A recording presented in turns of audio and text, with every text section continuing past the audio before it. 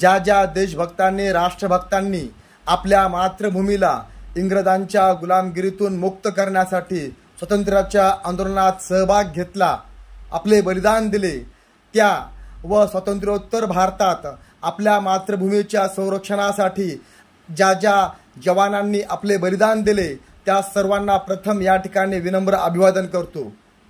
स्वातंत्र्य दिनाच्या आपल्या सर्वांना शुभेच्छा देतो। इंग्रजांनी 150 वर्ष भारतावर राज्य केले।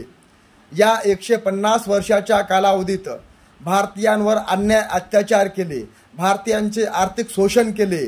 या अन्याय अत्याचारातून शोषणातून भारतीय नागरिकांची जनतेची सुटका व्हावी यासाठी हजारो देशभक्तांनी राष्ट्रभक्तांनी स्वातंत्र्याच्या आंदोलनामध्ये सहभाग घेतला।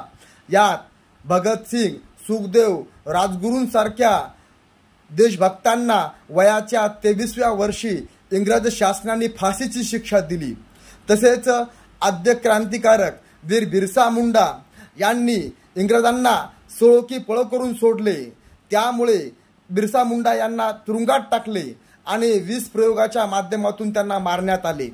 तसेच सातारा येथे प्रति सरकार स्थापन करणारे क्रांतिसिंह नाना पाटील यांना पोलीस रेल्वेने पकडून नेत असते वेळेस त्यांनी कृष्णा नदीत धावत्या ट्रेनमधून 150 फूट उंचीवरून उडी घेतली।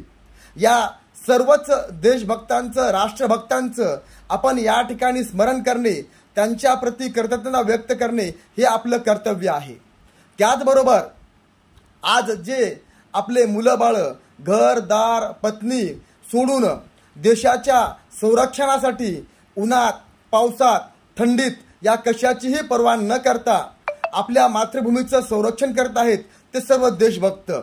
या सर्वांची देशभक्ती आहेच, पण त्याचबरोबर आपला भारत स्वच्छ आणि सुंदर करण्याच्या दृष्टिकोनातून प्रयत्न करणे ही देखील एक देशभक्ती आहे। आपण त्यासाठी आपले घर, परिसर, गाव, शहर, सार्वजनिक ठिकाणे, त्यात सार्वजनिक रस्ते, bus stand, railway station, airport, शासकीय कार्यालय या सर्व ठिकाणी स्वच्छता राखण्यासाठी आपण जर प्रयत्न केला ती देखील एक देशभक्तीच आहे। त्याचबरोबर आज आपल्या देशातील तरुण मोठ्या प्रमाणामध्ये व्यसनाच्या आहारी गेलेला आहे। या तरुणांना व्यसनाधीनतेचे दुष्परिणाम समजावून सांगून त्यांना व्यसनाधीनतेपासून परावृत्त करणे ही देखील एक देशभक्तीच आहे। आज पर्यावरणाचा समतोल बिघडलेला आहे, जागतिक तापमानात वाढ झाली, काही ठिकाणी अतिवृष्टी तर काही ठिकाणी अवर्षण होते आहे। यासाठी आपण सर्वांनी वृक्षांची लागवड केली पाहिजे आणि त्याचं संरक्षण संवर्धन करण्याच्या दृष्टिकोनातून प्रयत्न केले पाहिजे। हे करणं देखील एक देशभक्तीच आहे। त्याचबरोबर आजचा जो विद्यार्थी आहे तो उद्याचा आदर्श भावी नागरिक आहे।